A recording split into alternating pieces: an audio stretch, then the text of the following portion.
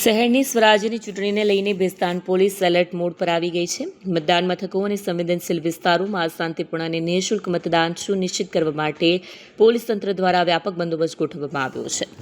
સુરક્ષા દળોને સંવેદનશીલ વિસ્તારોમાં તૈનાત કરવામાં આવ્યા છે, જ્યારે મતદાન મથકોની આસપાસ પહેરો વધારી દેવામાં આવ્યો છે. ભેસ્તાન પોલીસના અધિકારીઓએ જણાવ્યું હતું કે કોઈપણ પ્રકારની અનિચ્છનીય ઘટના અટકાવવા માટે નાકાબંધી અને ફ્લાઇંગ સ્ક્વોડને સક્રિય કરવામાં આવી છે.